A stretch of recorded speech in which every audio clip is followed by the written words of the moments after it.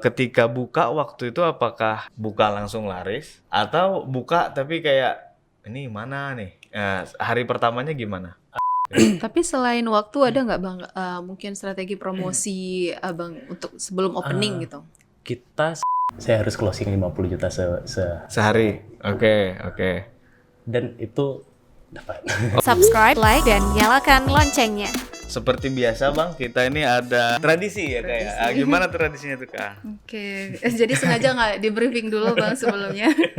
Jadi kita main game sedikit Bang sebelum mulai perkenalan. Jadi gamenya this or that. Jadi nanti Kak kasih 2 pilihan. Nanti Bang Robi sama Bang Mola bisa jawab, tapi secara cepat, secara spontan. Nggak boleh mikir. Nggak boleh mikir. Bukan pilihan hidup. Pilihannya berat tapi nggak boleh mikir nih. Oke, pertanyaan pertama. Pilih makanan pahit atau makanan yang asam? Pahit. Beda ya pilihannya. Ya, biar imbang sama hidup kan pahit. Pahit dan asam. Kopi panas atau kopi dingin? Panas. Dua-duanya. Viral tapi dengan gimmick atau promosi seadanya tapi nggak viral? Viral tapi gimmick. Berat, nggak usah mikir. Nggak boleh mikir ya. Ya udahlah viral tapi gimmick dah. Oke. Lebih baik viral. Oke. Monokrom outfit atau colorful outfit? Monokrom. Colorful. Sangat berbeda ya. Walaupun nggak kelihatan colorful ya.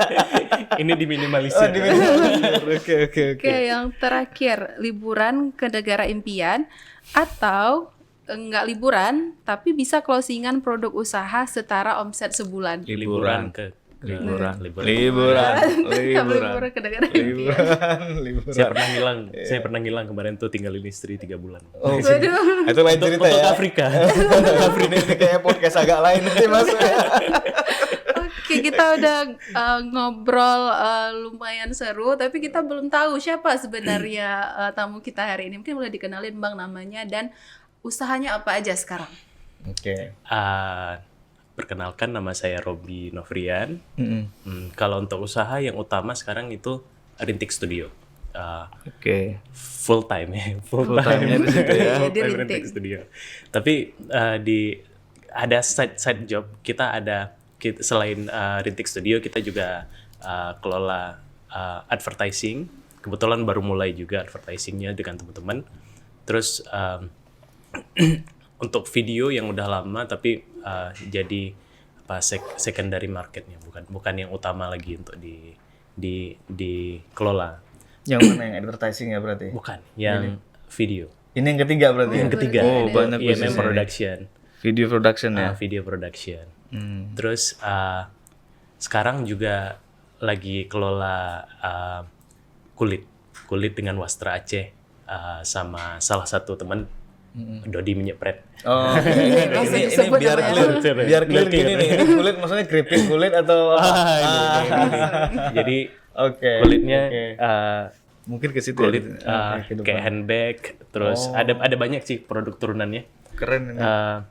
Terus ada dipadukan sama Wastra Aceh.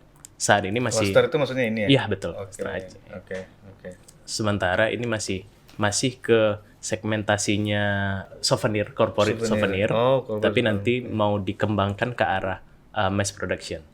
Makanya ada logo tip. Itu masih belum disupport. Minta disupport. Oke, siap. Oke, Mantap. tapi dari banyaknya lini bisnis Bang Robi, perjalanan awal memutuskan aku buka bisnis aja tuh kenapa Bang? Buka bisnis sebenarnya karena keluarga sih. Mm-mm. Jadi panjang ceritanya jauh ke belakang. Itu saya Aceh tapi juga ada darah Padangnya. Oke. Jadi kalau di Aceh saya nggak dianggap orang Aceh, tapi kalau di Padang saya nggak dianggap orang Padang. Ya. Karena kalau Walaupun udah bilang tambuah cie, belum juga ya. Karena mama orang Aceh. Kan kalau saya orang Aceh kita ikut bapak ya. Bapak. Tapi ya. di Padang, bapak saya orang Padang. Kalau di Padang itu ikut mama. Iya. Jadi kalau saya di Padang saya dibilang orang Aceh, kalau di Aceh dibilang orang Padang ini. Oke. Orang kan. Jadi Mana-mana ini. Iya. Jadi balik lagi waktu tamat SD. Jadi kebetulan waktu saya tinggal di Padang itu bukan Padang sebenarnya, Sumatera Barat. Iya, Orang Padang taunya kota. Padang kota Padang itu. kota padahal ya. Di Sumatera Barat itu saya tinggal di salah satu kecamatan di Kabupaten Agam. Ya, Oke, kayak nama Aceh. pernah Kayak nama dengar, Aceh. pernah dengar. Jadi di sana waktu SD masuk ke SMP itu kami di keluarga dikasih kendaraan, fasilitas kendaraan. Gitu. Oke. Jadi waktu disuruh ini mau beli kendaraan atau duitnya aja gitu. Akhirnya putusin untuk duitnya aja, dibeliin ke PC waktu itu, kamera gitu. Itu mulai. Tahun berapa itu tahun? Itu tahun 2004 kayak. Oke. 2004. Waktu itu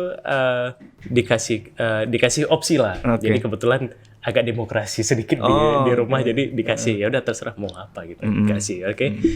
Akhirnya waktu itu beli komputer Pentium 3 aja masih mewah sekali itu. Mewah sekali itu di tahun Pentium itu. 3 udah keren. Sama kamera digital. Waktu Udah itu ada ya digital ya? Waktu itu udah ada digital, Bang. Pocket mungkin nggak? Pocket lebih ya, tepatnya. Pocket digital. Oke. Jadi waktu itu kebetulan kan di studio foto yang ada di kecamatan kami itu semua masih pakai Analog ya? analog. Oke. Jadi waktu itu lihat ini kayaknya peluang nih. Itu SMP padahal ya? SMP ya? Jadi waktu itu pertama buka studio itu di SMP itu kelas 1. Oh, langsung buka studio berarti. Buka studio. Jadi waktu buka studio itu saya hubungin salah satu om. Waktu itu yang alhamdulillah ada ini mampu sedikit. Jadi waktu itu olah om itu, om yuk beli invest ke saya. Ini udah ada kamera, udah ada komputer. Invest printer ini kalau dulu R230 merek Oh Tit, iya. gitu. Enggak, kalau itu boleh Epson Oh, aja. itu Epson aja. R230. Terkenal R320 orang udah tahu. Karena jadi mau tertarik maksudnya dengan saya tawarin, oh ini kayak gini. Dibanding Oke. Canon padahal lebih mahal dia jauh ya waktu itu ya. Oke. Iya, betul.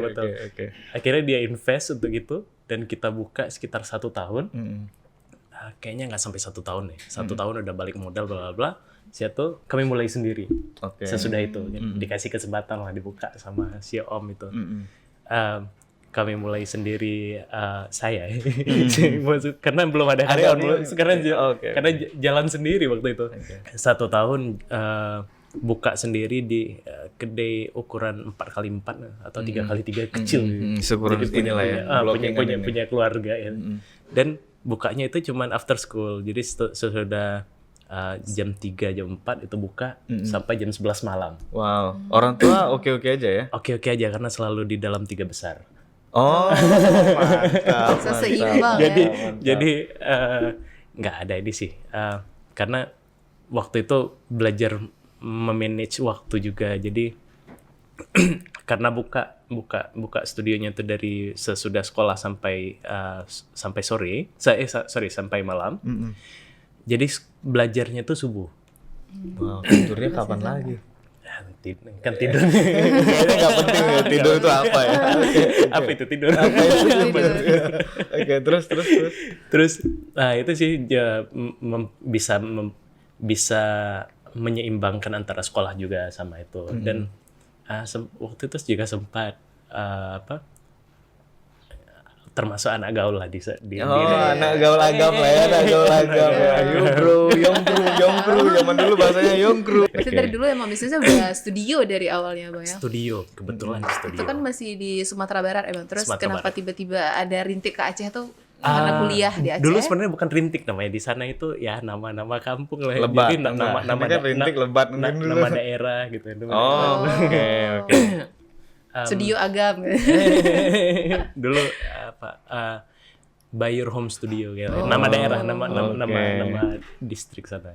Terus Halo semuanya, sebelum kalian lanjut ke menonton, buat kalian yang mau belajar digital marketing dan juga mungkin pengen bisnisnya dibedah, silakan klik link yang ada di deskripsi. Nanti kita belajar bareng-bareng dan kita untuk yang Banda Aceh ada ketemuan offline-nya. So, buat kalian yang mau belajar digital marketing dan juga pengen dibahas bisnisnya, silakan klik link yang ada di deskripsi. Nanti kita ketemu di Banda Aceh. Atau boleh juga DM ke Instagram saya atau mungkin Sago TV, and sampai ketemu di sana ya.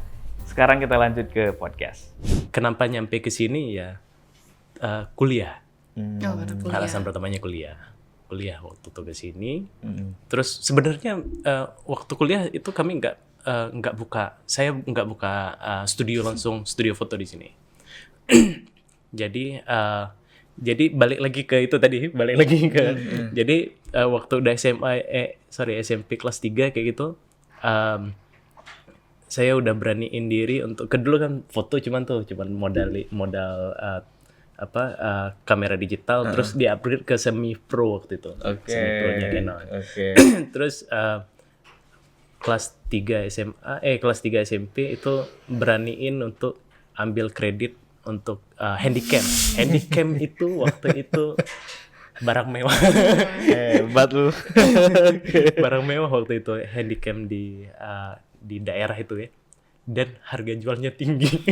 Harga jual video untuk wedding itu. Jadi waktu itu kan wedding kan weekend, Sabtu Minggu, kalau Sabtu minta tolong sama teman atau sama ayah gitu. Kerjain aja ini. Terus Minggu gitu cuman ini kan. Video mulai tertarik sama video, mulai ngulik sama video, cari banyak guru dan workshop video. Akhirnya lebih tertarik video daripada foto. Akhirnya pelan-pelan, walaupun masih usahanya masih foto studio kan di situ, tapi mulai fokus ke videonya karena lebih menarik kayaknya, lebih dinamis ya, gambarnya nggak statis ya, bergerak ya. Betul. Jadi ini belajar fotonya gimana kan gini? Aku kebetulan suka sih dengan foto, bukan bisa ya, sama sekali nggak bisa.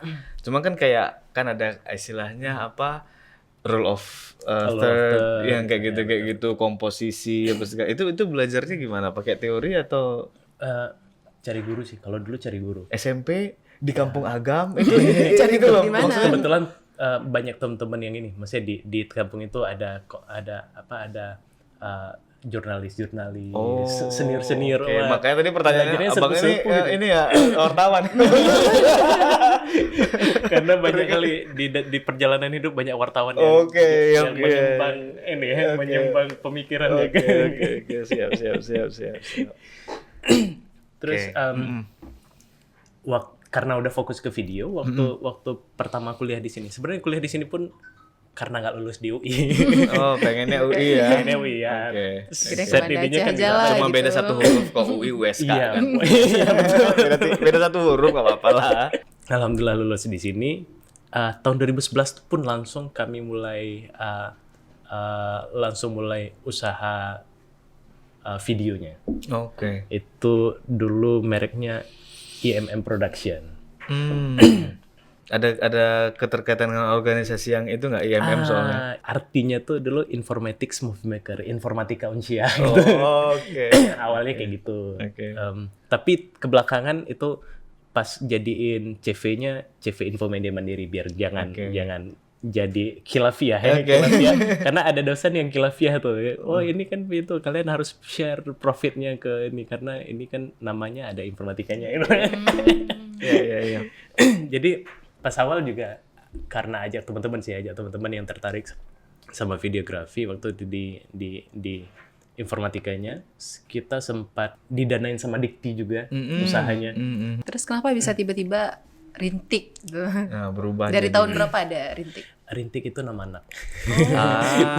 Emosional berarti ya. Oke. Studio. Balik ke sebelumnya kami kan IMM itu udah sewa beberapa tempat. Satu terakhir itu alhamdulillah dapat tempat yang lebih layak gitu di Simpang Surabaya. Terus mikir ini kan luas sekali itu di atas bawahnya. Kenapa nggak bikin studio aja sedikit ya? Yaudah. Akhirnya putusin yuk kita bikin studio. Terus ada lagi nih teman-teman yang di samping senior. Mana ada studio foto yang bisa bertahan tanpa alat mesin cetak. Kebetulan waktu itu kepikirnya oh iya kita ke Medan sama tim kan. Yuk kita cari mesin cetak. Mesin cetak apa nih? Mesin cetak foto waktu itu. Oke. Karena kan pemain foto di Banda Aceh kebanyakan Chinese. Oke. Kebanyakan Chinese, 1-2 cuman yang Irlander kalau bilang orang Banda. Oke. Irlander. Oke. Inlander ya. Walaupun Orang ya- kita. Iya, Orang iya. kita. Orang kitanya sedikit. Jadi waktu itu alhamdulillah mulainya sambutan publiknya bagus karena beda dari yang sebelum-sebelumnya gitu. Kalau sekarang nggak lagi karena teman-teman teman-teman yang dulunya fotografer freelance itu kami ajak, yuk kita bikin studio, karena sampai kapan sih orang kita sanggup untuk motret langsung ke lapangan gitu. Nanti takutnya malah di umur 50 tahun nanti kalian malah mikir jadi usaha lain gara-gara ini. Jadi selagi teman-teman masih punya tenaga resource, ya kita buka studio dulu, minimal ada tim yang bisa bekerja untuk teman-teman dan punya apa deh, kalau orang targetnya biasa financial freedom nih, time freedom. Time freedom. Karena suka dibelok-belokin. Freedom aka nganggur gitu. Freedom juga jadi sih. kebetulan kami Cuman finansialnya yang enggak ya, sial ya. Jadi banyak sih teman-teman, jadi ada sekitar 4-5 studio yang mau kita bilang kayak circle lah. Circle kami ya pagi-pagi tuh kami ngopi. Pagi-pagi ngopi dulu, ngopi Kubra atau di boleh merek ya? Boleh. Ngopi Kubra atau ngopi di Abu Dhabi, ya ada kami ngobrol. Maksudnya punya waktu yang banyak bukan berarti nggak ada duit. Nganggur secara waktu, tapi secara penghasilan ada. Alhamdulillah. Yes. Alhamdulillah. Mantap. Kalau tadi kan Rintik berarti nama anak ya, dan yang saya tahu itu Rintik kan di Ada beberapa cabang ya? Oh ya. Ya, ada di Di Lamnyong sini juga. Lamnyong sini ada. Inilah Tapi anak yang ininya rumahan ini jadi. yang utama itu headquarternya ada di HQ-nya. di Simpang Surabaya. Simpang Surabaya. Oh, Rintik juga namanya. Kebetulan kita pernah ada di Padang kemarin. Tapi karena sesuatu dan lain hal, manajemen dan operasional kita tutup sementara. Semoga sementara nanti kita bisa buka lagi. Karena udah setahun di sana, ada beberapa hal yang di luar kendali kita, akhirnya kita memutuskan karena sebenarnya waktu kita udah memulai bisnis lebih dari satu itu, yang harus penting kita pahami kapan harus mundur, kapan harus berhenti. Jangan sampai kanibalin yang lain. Ya, biasanya kejadiannya gitu. Bukan cuma secara finansial, tapi secara resource pemikiran kita, secara pemikiran, emosional dan lain-lain. Betul. Yes. Sayangnya kita lagi tidak bahas ini ya, bisnis strategi ya, topiknya ya. Jadi gini pertanyaannya. Yang aku tahunya kan Rintik yang di Lamnyong atau Darussalam ya? Betul. Lamnyong lah ya, Lamnyong ya. Maksudnya Lamnyong gitu.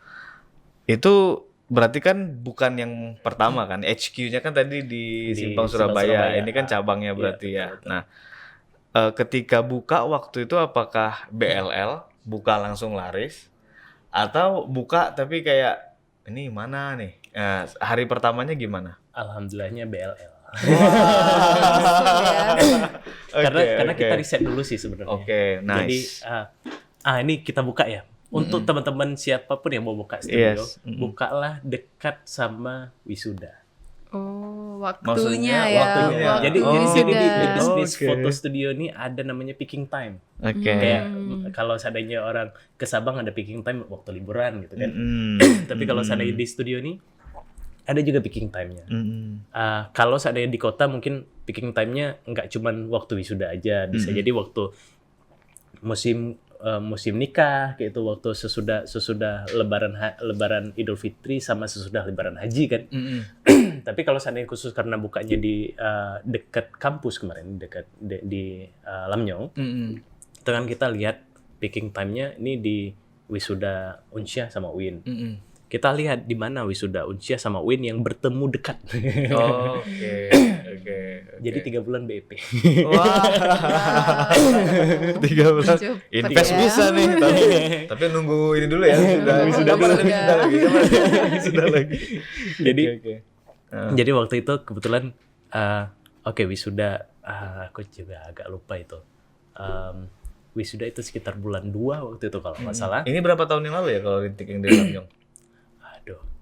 2021 atau 20. Oh, zaman Covid berarti ya? Iya, Covid. Covid ya? Iya, 2021. 2021 atau 2 aku lupa. Tapi belum PPKM ya? Artinya orang masih bisa foto. Kan dulu kan sempat sesudah itu. setelah habis. Sesudah itu. Maksudnya Sesudah itu. Oke.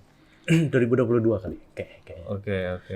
Tapi selain waktu ada nggak Bang mungkin strategi promosi Abang untuk sebelum opening gitu? Kita sama teman-teman kebetulan kan di circle kami itu banyak teman-teman yang agak terkenal dan terkenal. Seleb. Jadi sebelumnya kan di usaha IMM itu, itu kami sempat produserin artis. Lokal. Jadi lokal. Apache. Apache. Oke. Saya sempat produserin Apache itu album pertama sama kedua.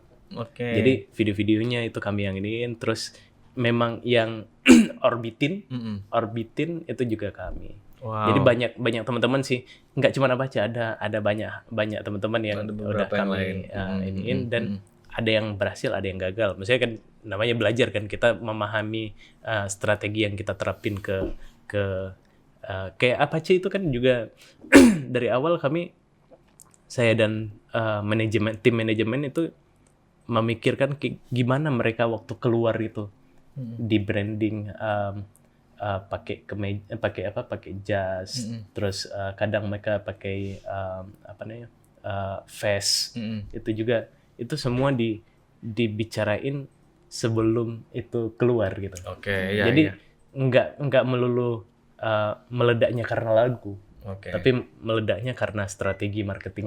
Strategi yang di belakang. Oke. Nah ini menarik tadi ya, BEP 3 bulan ini. Orang bisnis nanyanya kan BEP pertama kali. Betul. Setelah investnya berapa, BEP-nya berapa lama kan? Bisa nggak? Si itu bisa nggak?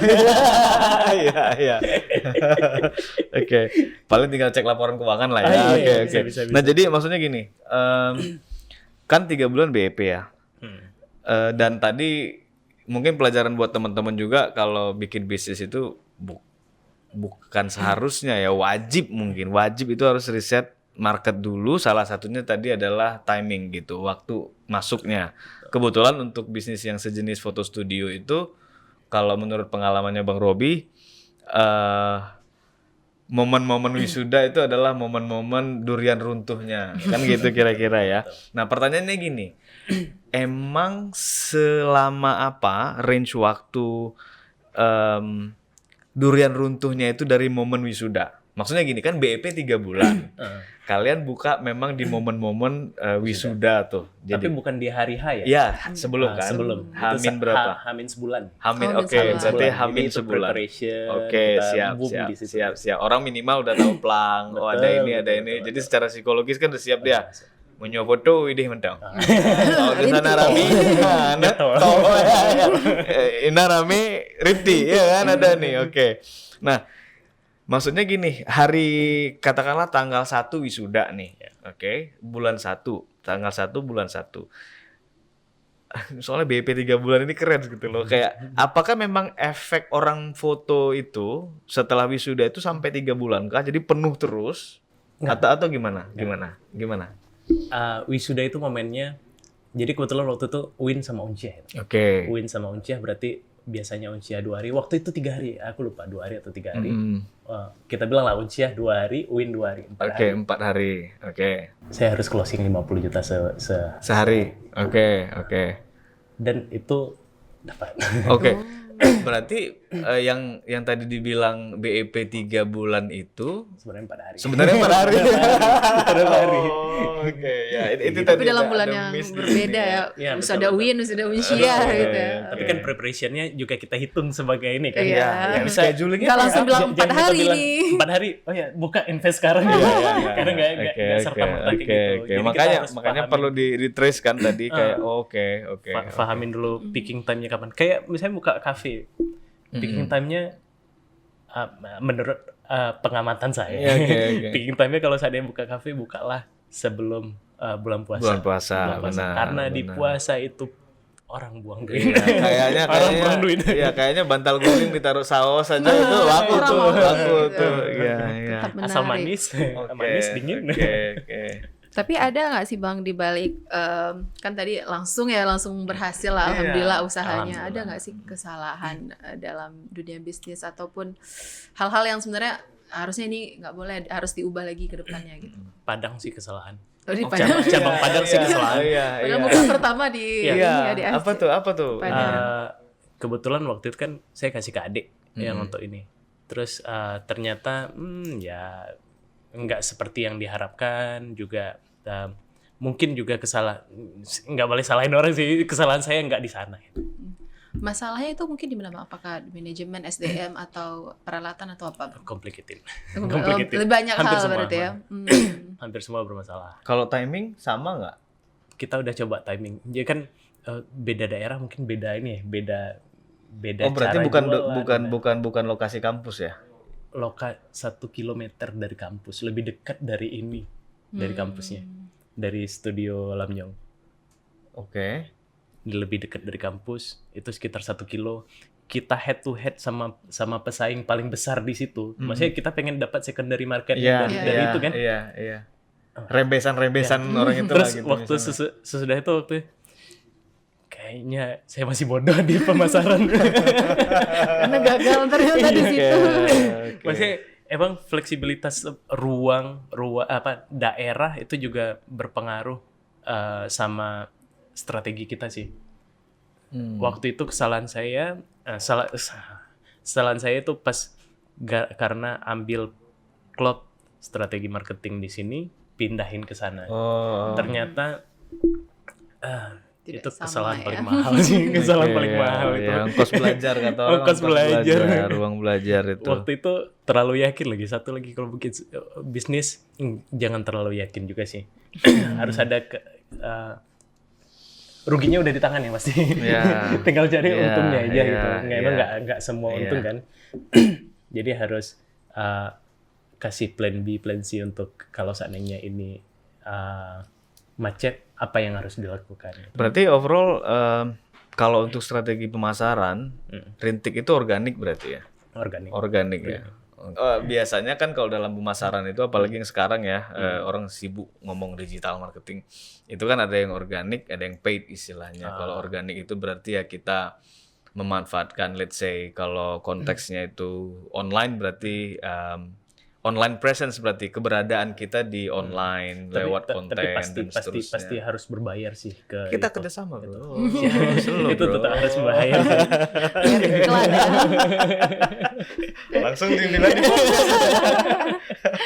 Tapi pembahasannya sama kayak topik yang kita mau bahas ya Bang Mola. Jadi kita hari ini topiknya cara meledakkan penjualan dengan iklan. Nah itu gimana kira-kira Bang? Oke, sebelum itu ada todong-todongan nggak Oh, nih iya. Rintik ya? Jangan lupa Hampir ditodong. lupa ya. Hampir lupa todong nih, harus ada todong. Oke, jadi seperti biasa Todong apa lagi? kita meminta kepada owner untuk mungkin bisa kasih promo atau penawaran Yes. menarik apa untuk penonton podcast kita. Jadi ada backgroundnya gini, Robi.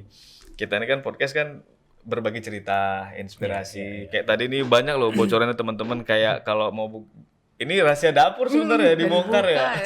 Semakin banyak orang yang bisa berhasil dengan ini kan jalanin jalan di surga. dapat jalan surga. Oke. Nah, jadi mereka dapat ilmu, dapat pengalaman, bocoran-bocorannya banyak. Ini tadi bagus-bagus gitu. BEP 3 bulan paling seksi tadi ya.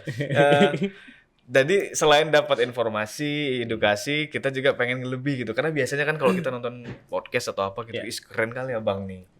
Aku pengen akses produk dia gitu." Tapi kayak, "Can you give me more?" gitu. Nah, jadi biasanya kita yang datang kemari kalau memang bisa, kalau memang ada. Nah, khusus penonton Sago, kita kasih promo khusus gitu, eksklusif untuk penonton Sago yang podcastnya Robi gitu. Ini kan mau wisuda nih. Langsung ya. Yang mau wisuda, ini uploadnya harus wisuda nih. Ini kalau di masa wisuda ini tanggal 21-22 ya, 21-22. Kalau sebutin Sago dapat promo 10%. 10%. Bilang ya. Potong video ini sedikit, screenshot, kasih lihat ke screenshot. kasirnya 10% ya. Ini untuk berapa orang Bang? Apa boleh untuk nanti satu semua? kampus. Nanti semuanya nih. berapa orang yang 10 bisa? klien di Simpang Surabaya, 10 klien di Lamnyong. Waduh. Cepet-cepetan aja, Cepetan ya. Berarti 10 di HQ, Ya, di HQ, di HQ. Rintik yang kantor pusatnya. Di branch. Di branch-nya ya. Branch-nya yang di cabang ya. Mantap, total 20 slot. Jadi kalau udah habis yang di mana? Yang di Simpang Surabaya langsung silakan ke Lamnyong. Lamnyong. Tapi amanin Lamnyong dulu deh, lebih dekat. Oke. Itu tadi ya, udah ya. Oke, berarti ini bahas topik. Jadi ceritanya Bang Robi ini menarik kan. Kalau saya tuh ada istilah ini Robi, kutukan pemula gitu. Kutukan pemula tuh kayak gini. Maksudnya jangan merasa terkutuk ya, karena ini banyak yang ngalami termasuk saya dulu gitu. Jadi ketika kita baru buka bisnis, itu kayaknya semua terasa mudah gitu. Kayaknya semua terasa mudah. Maksudnya kayaknya terasa mudah gimana? Buka BRL tadi. Ya. Buka langsung laris. Orang tua tadi ngasih apa yang cerita SMP tadi itu keren juga itu kayak yang sedemokratis itu mau ambil kendaraan atau uang, buka usaha, ayo silakan, yang penting sekolah nggak ketinggalan gitu dan seterusnya. Kayaknya manis gitu. Dan biasanya ada kutukannya. Nah, kalau di ada studi itu kayak kalau dibikin grafis gitu dia gini tiba-tiba J-curve. Curve-nya kayak gini, habis itu push balik. Gitu. Jadi supaya itu nggak terjadi, tadi kalau ini sebelum kita bicara strateginya ya, kita ambil pembelajaran yang dari Bang Robi sharing tadi. Yang paling keren itu adalah kalau bahwa ternyata bisnis itu kan nyawa kita kan cash ya. Betul. Atau orderan atau klien gitu. Tapi klien itu nggak bisa datang tiba-tiba gitu teman-teman. Nggak bisa. Dia memang harus ada harus ada skenario-nya. Biar nunjuk-nunjukin bahasa Inggris. Kan tadi sampai introduksi. Oke, harus ada skenario, harus ada strategi yang kita susun rapi gitu. Jadi nggak bisa kayak BEP 3 bulan kayak terjadi gitu aja, bahkan cuma 4 hari tadi. 3 hari atau 4 hari tadi ya? 4 hari gitu. Ada yang disusun kayak 1 bulan sebelum. Terus pasti kan udah meriset jauh-jauh hari juga, bahkan mungkin jauh-jauh tahun. Oh ternyata yang peak itu, yang rame itu adalah salah satunya ketika wisuda misalnya. Jadi nggak bisa teman-teman itu kayak berharap buka terus tiba-tiba rame terus itu pesugihan juga kayaknya dukunnya angkat tangan. Bang kalau kayak gitu mainnya nggak bisa bang. Ya kan minimal jeruk purut itu bagian dari prepare juga sebenarnya. Betul. Ayam hitam, ayam putih, jeruk purut kan itu juga bagian dari prepare gitu. Nah jadi nggak ada mie instan aja direbus dulu baru jadi mie bisa dinikmati kan. Kalau nggak enak gitu mie kremes jadi. Nah so anyway, nah itu satu. Yang kedua kita kalau bicara mau dapat klien banyak, mungkin gini dulu, mundur dulu sedikit. Pemasaran itu tadi kita ada bahas sedikit, ada organik, ada paid ya. Organik itu artinya kita tanpa mengeluarkan biaya, hanya dengan strategi-strategi tertentu saja, murni offline misalnya. Atau kalau online bikin konten apa segala macam, pokoknya nggak keluar biaya langsung untuk bayar iklan, itu kita sebutnya organik. Nah, ada juga yang berbayar paid. Aku ini Robi kan kebetulan mazhabnya mazhab berbayar gitu. Dari dulu, dari kapan ya? Dari awal bisnis itu kayak memang terbiasa. Kan pilihan kita jualan 2 kan. Aku buka toko, terus duduk nungguin orang datang, tunggu putar surat Yasin, ya kan, Al-Waqiah, ya kan, ayat 1000 dinar ditempel gitu. Atau panggil pakai yang yang percaya pakai kayak gini, kayak gitu. Nah, aku kebetulan nggak terlalu ke situ. Aku pikirnya kayak nggak bisa ini harus jemput bola. Nah, metode jemput bola sekarang itu yang paling cepat adalah lewat digital. Gitu, digital advertising atau digital ads lah ya. Nah, kita bilang 10 kali lipat lah. Misalnya kalau tadi katanya bisa omset 50 juta, kalau seandainya tokonya sanggup, itu bisa kita bikin mungkin 100 juta dalam 1 hari dengan digital ads. Misalnya kayak gitu. Kebetulan bulan depan sedikit promosi. Bulan depan maksudnya ini bulan apa nih? Bulan Agustus. Agustus ya, bulan September bulan depan belum final pembicaraannya tapi udah bicara kita collab dengan Hoko, aku bikin workshop pemasaran digital. Jadi di situ judulnya adalah cara mendapatkan ratusan ribu order dalam 1 tahun atau kurang. Salah satu yang mau nanti aku ajarin itu adalah metodenya mau nggak mau pasti pakai traffic berbayar. Iya. kayak gitu. Nggak ada ceritanya organik bisa banyak cepat, itu nggak mungkin. Iya. Nah, ada yang banyak cepat mahal TV, Ya. mahal banget Iya, tapi, iya. ya kan? Tapi kalau yang cepat banyak less, maksudnya lebih murah jauh, itu pakai digital ads, maksudnya social media ads gitu. Apakah nanti Facebook ads, Instagram, TikTok dan lain-lain. Termasuk juga mungkin KOL, influencer yang kayak gitu. Nah, cuman kadang-kadang gini, orang-orang banyak, kita udah bicara tadi sebelum rekaman ya, orang banyak pengen ribuan, puluhan ribu, ratusan ribu, Tapi gratis. bukan. Ya, itu penyakit juga sih. Itu penyakit. Itu untuk customer-nya. Iya, itu tuh customer-nya. Cuman gini, ini untuk sebagai si entrepreneur-nya gitu. Traffic-nya nanti banyak, tapi kita di dapur nggak kuat. Oh iya, iya betul. Ah gitu. Jadi itu masalah. itu masalah. Jadi seandainya fotografer cuma 3. Oke, katakanlah tadi kita kerjasama nih. Iya, betul. Udah tos-tosan, biasanya hampir jadi. Ya kan? Oke, misalnya kita kirim 1.000 orang gitu. Orang experience-nya nggak bagus, review jadi jelek, betul. ya kan? Nanti getok tularnya jadi Mending 100 orang bisa menularkan ke 100 orang lain. iya, daripada datang 1.000, ujung-ujungnya membunuh kan, mematikan gitu. Jadi ibaratnya growth-nya itu kita mau scale besar, tapi growth-nya itu bertahap. Kalau angka sehatnya itu kayak 30-40%, lengkapin dulu asetnya, tambah timnya, naik lagi. Itu banyak sih teman-teman influencer yang kasih terkenal usaha-usaha tertentu. Iya. Biasanya usaha mikro malah. Misalnya kayak kita bilang lah bakso atau apa. Yang di sosial media kita lihat, enak nih. Iya. Maksudnya karena memang gini, waktu influencernya datang itu kan mie-nya nggak mungkin sedikit dikasih. Iya. Baksonya pasti dilebihin. Presentasinya juga lebih bagus, platingnya lebih bagus. Baru datang belum di order udah nyampe. Udah nyampe gitu kan. Terus orangnya juga bajunya bagus waktu layani senyum. Waktu viral.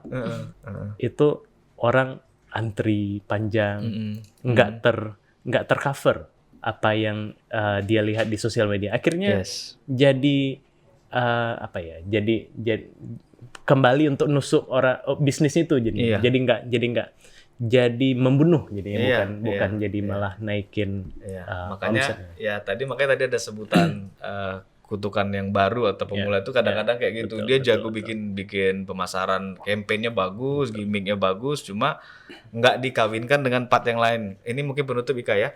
Jadi marketing yang bagus, itu kan marketing kan tugasnya kan halo-halo keluar tuh. Biar orang banyak tahu sehingga orang datang. Jadi orang marketing itu adalah ibaratnya kalau Rintik itu mall, berarti ada orang yang ngajakin orang masuk ke mall. Nah, kalau orang di dalam mall nggak siap, hancur tuh mallnya. Nah, jadi maka marketing itu harus dikawini dengan operation satu. Oke? Operation itu supaya dia berjalan operasinya maka harus ada SOP. Makanya mungkin kita nanti setelah ini bisa ngobrol ya. Yang di Padang itu kita bisa breakdown itu masalahnya di mana. Karena kalau marketing sebenarnya gitu-gitu aja. Walaupun nggak gitu-gitu aja banget, tapi kayak sebenarnya sederhana. Cuma kadang-kadang kita sering kecolongan di SOP. Dan SOP itu nanti kawinan ujungnya atau match-nya itu adalah dengan KPI atau Key Performance Indicator. Jadi usaha itu jadi ada kutukannya kalau misalnya cuma salah satu yang bagus. Misalnya, perusahaan kami sudah tersistem dengan baik, tapi marketing jelek, ya bubar juga. Nggak ada duitnya, ngapain kan? Ada yang jualannya bagus, tapi timnya nggak, ya bubar juga. Karena experience customer-nya nggak bagus. Nah, kita kira-kira gitu kan. Jadi intinya kesimpulannya, kalau mau meledak, kata kunci meledakkan 10 kali lipat, bla bla bla, itu harus dengan marketing dan berbayar. Kecuali kita mau mengalami proses kayak 2 tahun, 3 tahun jadi terkenal gitu, bikin konten berapa. Kerjaan kita kan kayak gitu, Bro. Iya, betul. Kita mikirnya strategi kan, nggak mungkin terlalu banyak bikin konten. Nah, memang harus keluar duit. Nggak mau kita yang bikin konten kan berarti bayar konten kreator. Kan kayak gitu. Intinya berbayar. Kalau mau cepat, berbayar. Nah, tapi aku nggak ada uang, Bang, ya sedikit-sedikit. Ada uang, sisihkan, tabung untuk bisa ngiklan, untuk bisa bayar konten kreator atau influencer. Mulai dari mungkin dari nano dulu, maksudnya nano KOL, masuk ke mikro, makro, ada duit mega kayak gitu. Nah, kira-kira gitu. Terus jangan lupa operation, SOP, KPI. Oke, sebenarnya pembahasan untuk episode kali ini seru banget ya, cuman Ya, datang karena workshop, mengingat Ika. waktu, dan kalau mau lebih lengkap tentunya datang di workshop di Hoko, nanti akan segera disebar flyernya. Jangan lupa follow Instagram Pak Maula dan saya dan juga Bang Robi tentunya. Rintik tadi, kan tadi ada mantra kan dapat sponsor, dapat diskon 10%. Diskon 10%. Itu kemana nanti ngeklaimnya? Langsung Ke kasir. kasir Ke aja. Langsung di aja. kasir ya. Oke. Kalau Jadi asli biar lihat rebutan. videonya. Oh, biar rebutan. Iya. Oke, makasih banyak Bang Robi Yes, untuk waktu makasih. dan juga Siap, Bang ilmunya Robi. udah dibongkar rahasia dapurnya untuk hari ini. Iya. Dan sampai jumpa di episode selanjutnya. Bye, thank you, assalamualaikum. Jika video ini bermanfaat untuk Anda, silahkan subscribe, like, dan nyalakan loncengnya.